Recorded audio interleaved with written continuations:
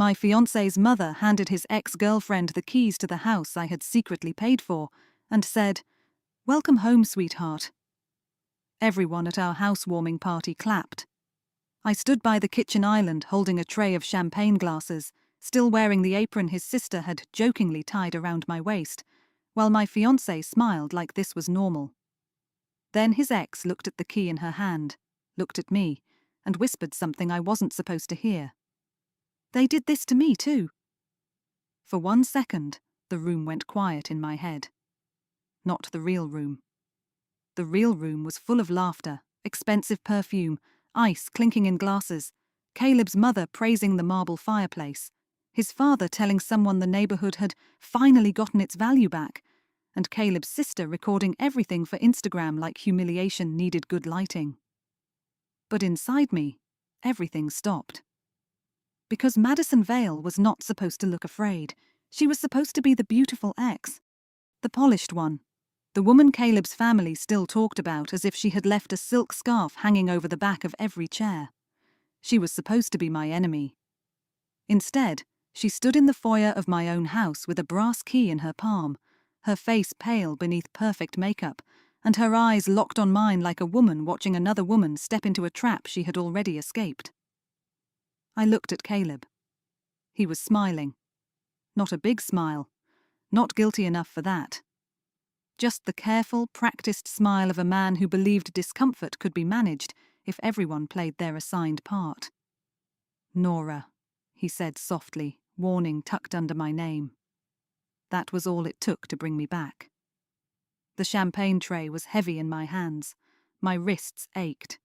The apron's ribbon dug into my waist. Someone had written "hostess" across the front in gold cursive as a joke. I had laughed when Caleb's sister tied it on me. That was my first mistake. Actually, no. My first mistake had been believing that if I made myself easy to love, rich people would eventually stop making me prove I belonged. Caleb came from the Whitmore family, the kind of old Connecticut family that did not brag about money because bragging made it sound new. They had portraits, trusts, lawyers who knew each other by first name, and Christmas cards printed on paper thick enough to injure someone. I came from a 2-bedroom apartment over my mother's flower shop in New Haven. My mother, Elise, raised me with cracked hands and the kind of pride poor women teach their daughters when they cannot leave them much else. She used to say, "Never sit at a table where your dignity is the meal." I loved that sentence. Then I grew up and spent 2 years pretending not to notice that Caleb's family kept passing me a fork. When Caleb proposed, I was 34, old enough to know better, young enough to still want to believe love could make class differences romantic instead of cruel. He was 37, handsome in the tired way finance men become handsome when their tailoring is better than their conscience. He made people feel chosen. That was his gift. When he looked at you, he seemed to be listening to the version of yourself you liked best. When we first met, I was presenting a renovation proposal for a boutique hotel project his firm was funding.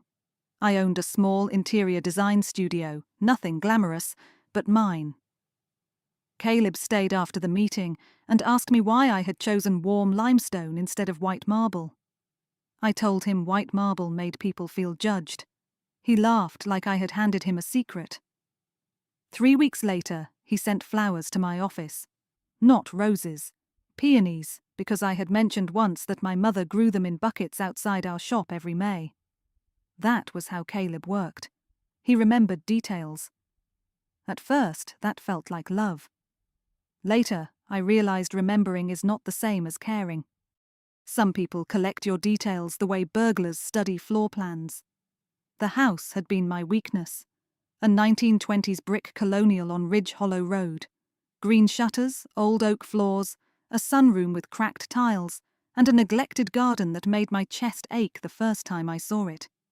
It needed work. Real work. The roof had soft spots. The plumbing complained. The kitchen looked like it had survived 3 decades and resented all of them. I loved it immediately. Caleb stood beside me in the empty dining room and said, "Can you see us here?" I could. That was the problem. I saw Sunday coffee, I saw Christmas garland. I saw my mother's peonies along the fence. I saw a nursery, though I never told him that part because wanting too much out loud has always embarrassed me. The price was high, but not impossible. Caleb said his accounts were temporarily tied up in a private investment and he would cover most of the renovations once liquidity opened. I told him I could handle the down payment through my mother's trust. His face changed for half a second. Not much, just enough. My mother would hate me using it for something temporary, I said. He took my hand. Then let's make it permanent. So I did something I told no one about. Not Caleb, not his mother, not his sister, not even my best friend Mara, who had warned me Caleb's family smiled like museum guards. I bought the house through an LLC tied to my mother's trust. Caleb's name was on the social story, mine was on the papers. I told myself it was practical, smart, modern. The truth was uglier. I wanted Caleb to choose me without knowing how much power I had kept. I wanted to prove his family liked me, not my money. So I hid the one thing that might have made them respect me, then suffered when they didn't. The housewarming party was supposed to fix everything. Caleb's mother, Evelyn Whitmore, had been unusually kind for 2 weeks. She called me dear, without making it sound like a diagnosis. She offered to send over antique candlesticks. She said the party would be a lovely way to introduce you properly. Properly. A dangerous word from a woman like Evelyn. I cooked for 2 days, not because I had to.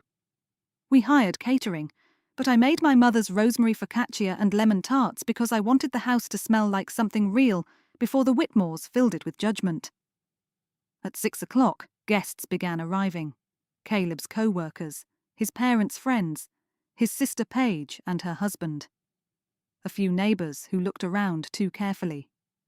People touched the staircase banister, admired the plasterwork, asked Caleb about renovation costs, and somehow forgot I was standing beside him. Every compliment went to him. Caleb, you found a gem. Caleb, what a smart investment.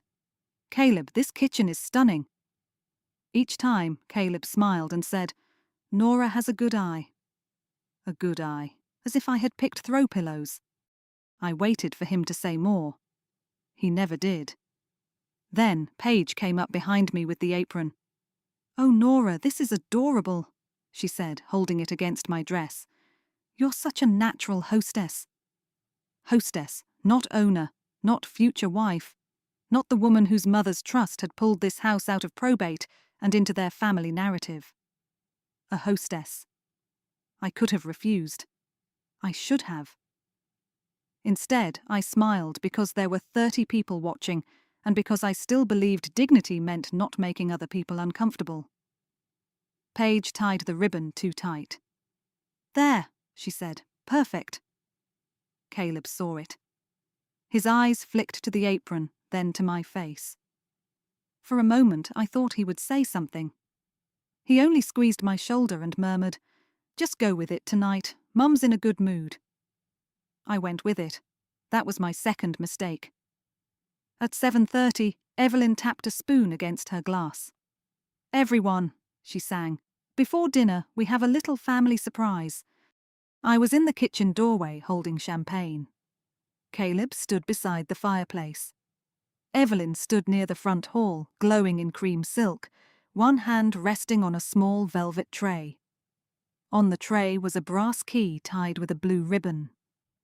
I smiled because I thought, stupidly, that she was going to give it to me. A symbolic gesture, a welcome, a public acceptance. The kind of thing I had stopped hoping for but still wanted so badly that my chest opened before my brain could protect it. Then the doorbell rang. Paige rushed to answer it, and Madison Vale walked in. She wore a navy dress, simple pearl earrings, and the calm expression of a woman prepared to survive a room that had already decided what she meant. A murmur moved through the guests. I knew who she was before anyone said her name. Caleb's ex-fiancé. Not girlfriend, not casual past. Fiancé. They had been engaged 3 years before me. Evelyn had once mentioned her by accident over lunch, then sighed as if Madison had died instead of left. Some women are very hard to replace, she had said. I had laughed then, like a fool. Madison paused when she saw me. Her eyes dropped to the apron. Something painful crossed her face. Evelyn opened her arms. Madison, sweetheart. Sweetheart. The word hit harder than it should have.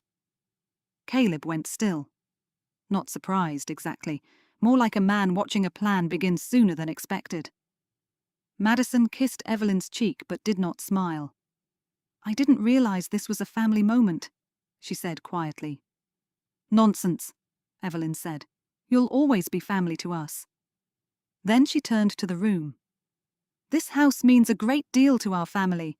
It represents continuity, roots, and second chances.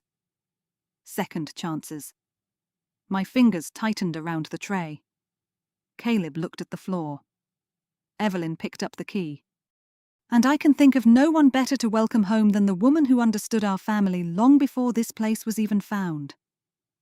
She placed the key in Madison's hand. Welcome home, sweetheart. People clapped. Some because they understood, some because they didn't. Rich people clap when uncertain. It gives them time to locate the safest opinion. I stood there in my apron, holding champagne in the house I owned, watching another woman receive my welcome. Madison looked down at the key. Then she looked at me. Her lips barely moved. They did this to me too. I almost dropped the tray. Caleb stepped toward me. Nora. There it was again, the warning. I set the tray down carefully on the island. The sound of glass touching marble was small, but several people turned. Evelyn smiled at me as if I were a server who had become confused. Nora, dear, would you mind checking with the caterers? I think the salmon is nearly ready. The salmon. My mother's voice rose inside my head. Never sit at a table where your dignity is the meal. I looked at Caleb. He gave me a tiny, pleading shake of his head. Not now, not here, not in front of them. For 2 years, I had loved him in private and protected him in public. I had ignored the way his mother corrected my pronunciation of wine regions. I had swallowed Paige calling my studio cute.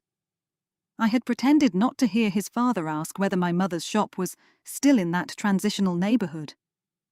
I had given them grace because I thought grace made me worthy. That night, I finally understood grace without boundaries is just permission. I untied the apron. Slowly. The room noticed. I folded it once and placed it on the counter. Then I walked to Evelyn.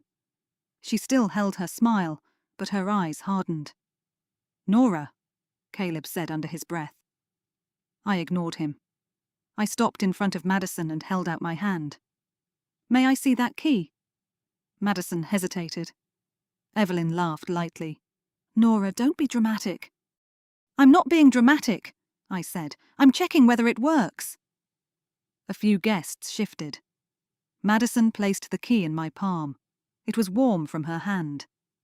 I walked to the front door, slid the key into the lock, and turned it. Nothing happened. The lock did not move. A silence opened. Evelyn's smile faltered. Paige whispered, What? I turned back with the key dangling from my finger. That's strange, I said. It doesn't open my house. My. There it was. The word Caleb had avoided all night. Evelyn's face changed first. Not confusion, recognition. She knew. Maybe not everything, but enough to understand that the room had shifted under her feet. Caleb stepped forward. Nora, can we talk upstairs? I looked at him. Why? Is there another woman waiting there with the deed? Someone gasped. Madison closed her eyes briefly, as if relieved and sorry at the same time. Caleb's father, Richard, moved in with his heavy calm. Let's not embarrass ourselves. I almost laughed. Ourselves. Men like Richard always discovered community when consequences arrived. You're right, I said. Let's be precise. I walked to the sideboard where I had placed my leather folder earlier. Inside were catering invoices, vendor checks, and one document I had not planned to use that night. Not because I was unprepared, because I had been afraid preparation meant I didn't trust love. I opened the folder and removed a copy of the property ownership agreement. Caleb's face went pale. Evelyn whispered, "Caleb." That whisper told me more than any confession. Madison heard it too. Her eyes snapped to him. I held up the document. The house is owned by Ridge Hollow Holdings, an LLC controlled by my late mother's trust. I purchased it 6 months ago. Caleb contributed to furniture, landscaping, and exactly one espresso machine he told everyone was imported from Italy. The room became so quiet I could hear the old pipes ticking in the walls.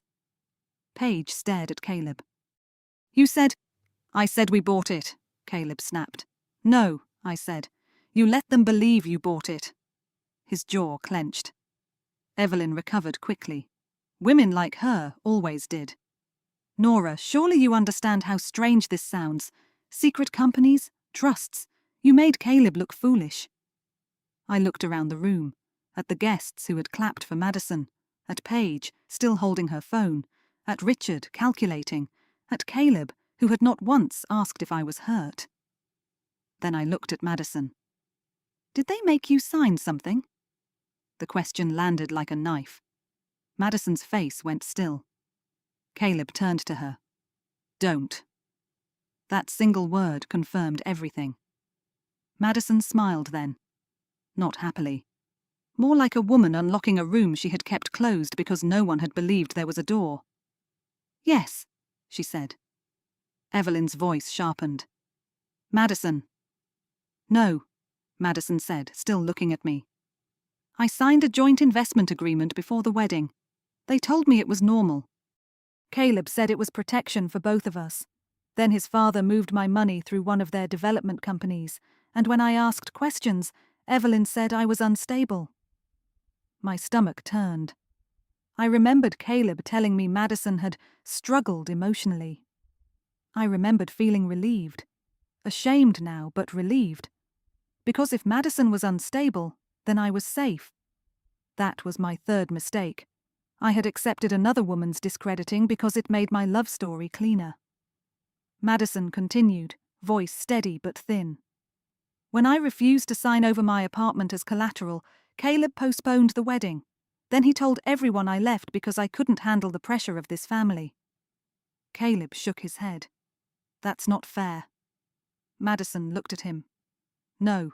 What wasn't fair was your mother mailing my medication records to the board of the museum where I worked." The room erupted. Not loudly. Just murmurs, whispers, people turning toward Evelyn with the hungry disgust of those delighted to witness cruelty they could safely condemn. Evelyn's face drained. "That is a vile accusation."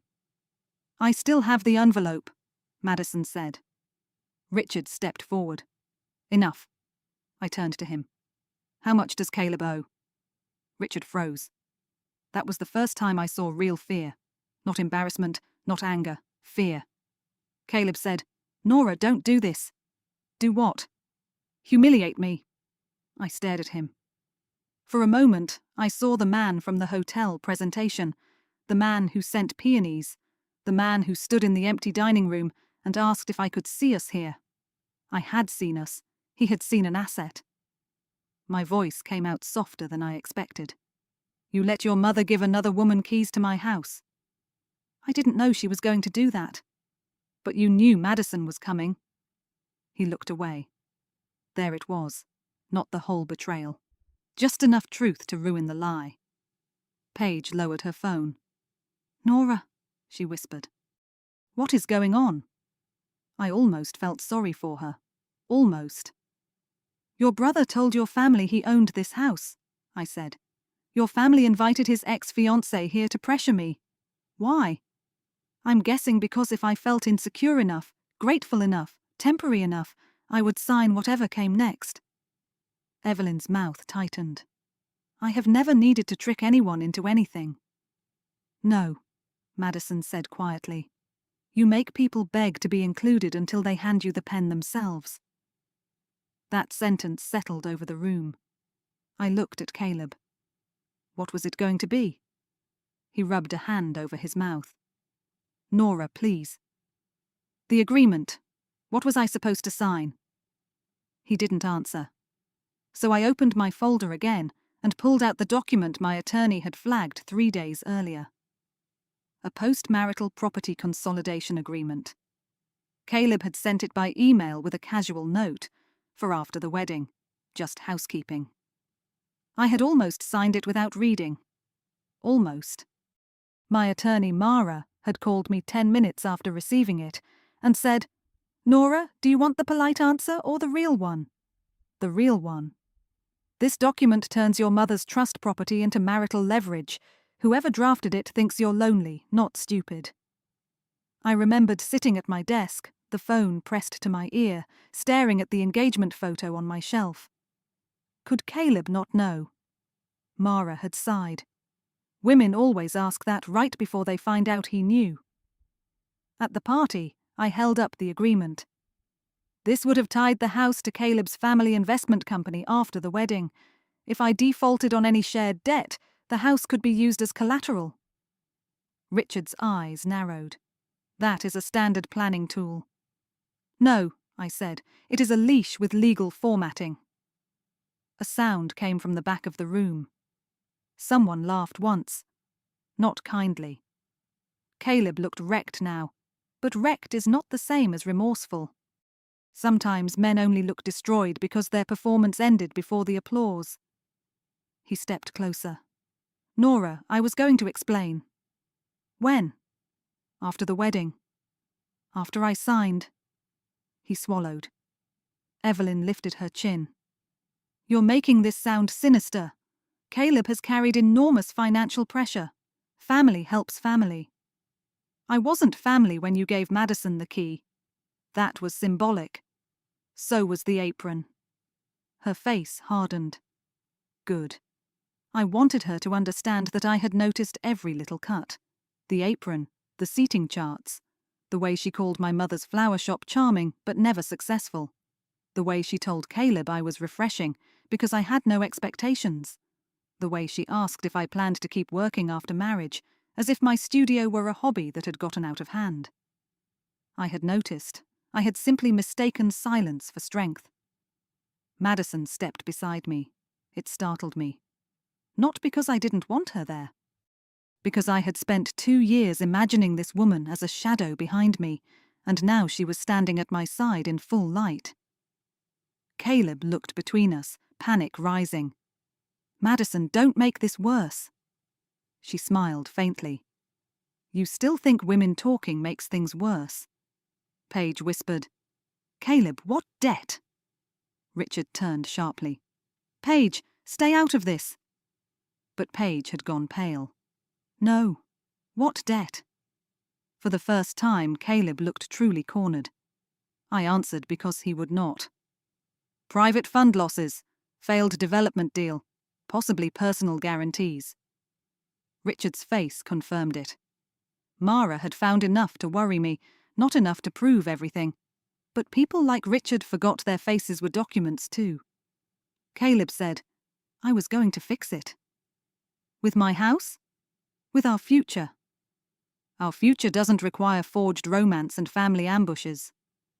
I didn't forge anything, he said, anger finally breaking through. You hid the house too. There it was, the one true thing he could use. And because it was true, it hurt more than the lies. I looked down at my folder. Yes, I said. I did. The room shifted. Caleb seized it. You see? She didn't trust me from the beginning. She bought this place in secret. She let everyone believe. I let everyone believe what you encourage them to believe, I said. But yes, I hid the ownership because I wanted to know if you loved me without needing me. His mouth opened. Nothing came out. That was when I realized the saddest answer was not no. The saddest answer was that he had probably loved me as much as men like him can love anything they also intend to use. He loved my warmth, my patience, my design talent, my ability to make old things beautiful again. He loved the idea that I could soften his life while financing his rescue. He loved me like a room he planned to renovate, not as a person who could leave. I turned to the guests. This party is over. No one moved at first. Rich people hate being dismissed by someone they underestimated. Then Madison reached into her purse, took out the brass key, and placed it on the entry table. "It never worked anyway," she said. That broke the spell.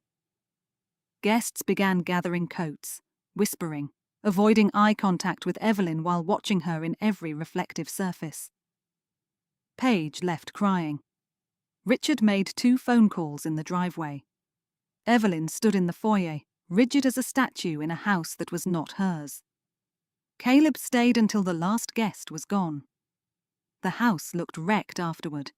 Half-empty glasses on windowsills, lemon tart crumbs on plates, flowers drooping in vases. The apron still folded on the island like evidence. Madison remained near the door. "I can leave," she said. I looked at her. "I owe you an apology." She seemed surprised. "For what?" "For believing their version of you because it made me feel safer." Her eyes softened, but not enough to forgive me cheaply. "You didn't know me." "No," I said. "But I knew them enough to wonder." That was the first honest thing I said all night that hurt me more than it hurt anyone else. Caleb stood by the fireplace, looking smaller without an audience. "Nora," he said, "please ask her to go. We need to talk." I laughed then, not because anything was funny, because the entitlement was so complete it almost became art. "You want me to remove the woman who warned me so you can explain the trap privately?" His face twisted. It wasn't a trap. Madison's voice was calm. "That's what you told me too." He turned on her. "I loved you." She flinched. So did I, because I heard the echo coming. "I loved you," he said to me, softer now. "Nora, I still do." Maybe he meant it. That was the worst part. People want betrayal to come from hatred because hatred is easier to reject, but sometimes betrayal comes from fear, debt, weakness, entitlement, family loyalty, and a person's private belief that your forgiveness is part of the package. "I know," I said. Hope flickered in his eyes. Then I finished. "And that is no longer enough." He looked as if I had slapped him. I removed my engagement ring. It was beautiful. Oval diamond, thin gold band, vintage setting. Evelyn had once told me it suited me because it was modest. I placed it on the mantel. Caleb stared at it. "You're ending this because of one night?" "No," I said. "I'm ending it because one night finally explained 2 years." His shoulders sank. For a moment, I almost stepped toward him. Habit is dangerous that way. Even after humiliation, a part of me wanted to comfort him because I had been trained by loving him to notice his pain before mine. So I stayed still. Madison touched my arm gently. "I'll wait outside." "No," I said. "Please stay." Caleb looked humiliated by that. Good. Let him feel one fraction of what it meant to need a witness, because the person who claimed to love you could not be trusted alone with your truth. The legal aftermath took less time than the emotional one. The next morning, Mara filed a notice protecting the property from any claim tied to Caleb or Whitmore Capital. By noon, Richard's attorney sent a letter so insulting that Mara forwarded it to me with the message, "They're scared. Congratulations." By Thursday, I learned the full shape of the debt. Caleb had personally guaranteed part of a failed resort development in Maine. Richard had hidden losses inside several family entities. Evelyn had been pressuring Caleb to marry quickly because my trust-backed property could improve their lending position. I was not the prize. I was collateral with good manners. Madison sent me copies of her old documents. Her agreement looked almost identical to mine. Same language, same phrases, same family planning tone. The only difference was that Madison had signed. She had lost $280,000, her apartment deposit, and almost her career when Evelyn painted her as unstable. "Why didn't you sue?" I asked her over coffee a week later.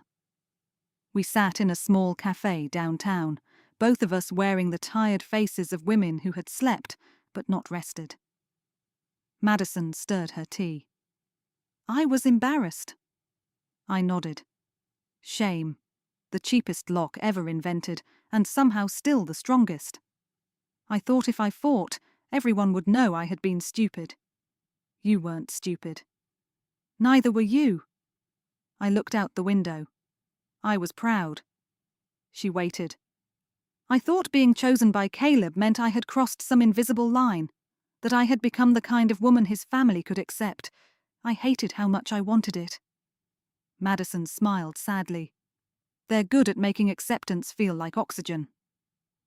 3 weeks later, I met Caleb one last time at the house.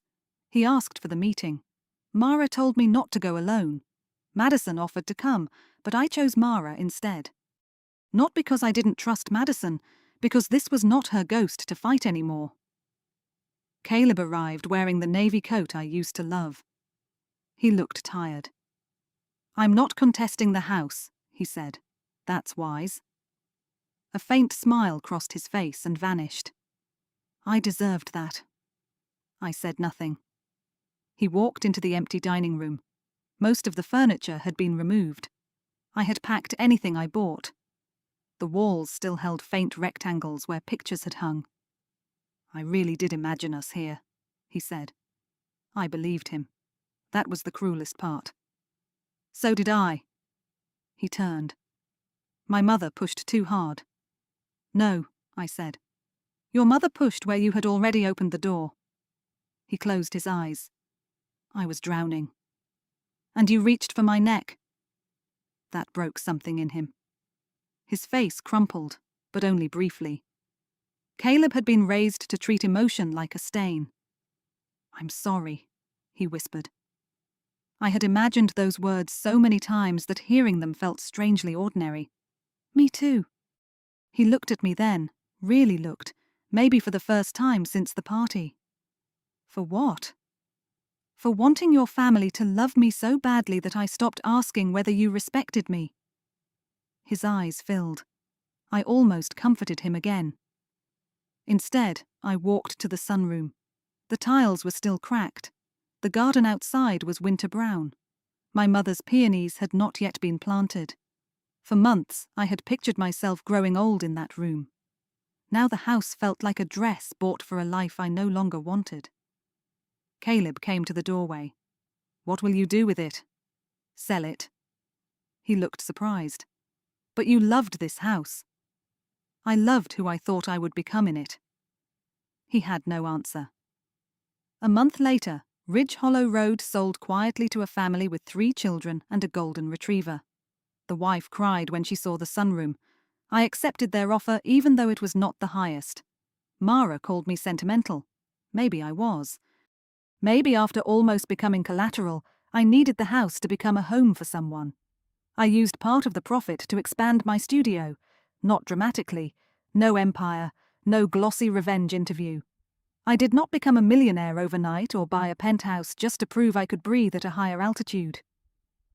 I leased a bigger workspace with better light. I hired 2 women. One was 26 and brilliant, with a portfolio full of talent and a voice that shook when she talked to clients. The other was Madison. Not as charity, not as sisterhood wrapped in hashtags. She knew museum development, donor relations, and how wealthy families hid knives inside etiquette. On her first day, she brought peonies. "Too much?" she asked. I took the vase from her. "No," I said, "exactly enough." Caleb's family did not disappear. Families like that rarely collapse. They settle, they restructure, they host smaller parties and call them intimate. Richard stepped down from 2 boards. Evelyn stopped attending public charity lunches for a season. Paige unfollowed me, then followed me again from a private account because curiosity is stronger than loyalty. Caleb sold his car. That part made me smile, though not proudly. Revenge is not always noble. Sometimes it is just a small, ugly spark you warm your hands over before letting it die. 6 months after the housewarming party, I received a letter from Evelyn. Handwritten. Cream paper. No return address because women like her believe even apologies should arrive above questioning. Nora, I regret the discomfort caused that evening. Emotions were high, and certain gestures were misinterpreted. I hope, in time, you will understand that families sometimes act imperfectly when trying to protect their own. I read it twice. Then I wrote back on a plain piece of printer paper. Evelyn, I understand perfectly. That is why I protected my own. Nora, I never sent it. Some replies are for the part of you that still wants the last word. Healing, I found, was quieter than revenge and much more annoying. It looked like waking up at 3 in the morning and remembering Caleb's hand on my back at parties, guiding me away from conversations where I might have said too much. It looked like realizing how often he had called me sensitive after his mother insulted me. It looked like admitting I had confused restraint with dignity because confrontation might have forced me to lose him sooner. That was the loss nobody clapped for. Not the house, not the ring, not the wedding deposits. The hardest thing I lost was the version of myself who believed endurance was proof of love. One evening, almost a year later, I drove past Ridge Hollow Road. I did not plan to. At least, that is what I told myself. The new owners had painted the shutters dark green. There were bicycles in the driveway and chalk drawings on the front walk. Along the fence, small peony bushes had been planted. I pulled over for less than a minute. Through the sunroom window, I saw a woman lift a toddler onto her hip while laughing at something I could not hear. The house looked warm. Not mine. Still beautiful. My phone buzzed with a message from Madison. Client loved the proposal. Also, I moved the donor wall away from the bathrooms because we are civilized women. I laughed out loud, then I cried. Not loudly, not dramatically. Just enough to admit something had ended and something else had survived. People still ask me whether I regret buying that house in secret. The honest answer is yes and no. Yes, because secrets are lonely places to build a future. No, because that secret saved me from becoming another woman, erased politely by the Whitmore family. My mother was right about dignity and tables, but she forgot to mention something. Sometimes you do sit down at the wrong table. Sometimes you smile while they serve you shame. Sometimes you even thank them for making room. But if you are lucky, one day another woman catches your eye across the silverware and whispers the truth before the knife reaches your back. And when that happens, you do not ask why she waited. You stand up, you take off the apron, and you remember whose house it was.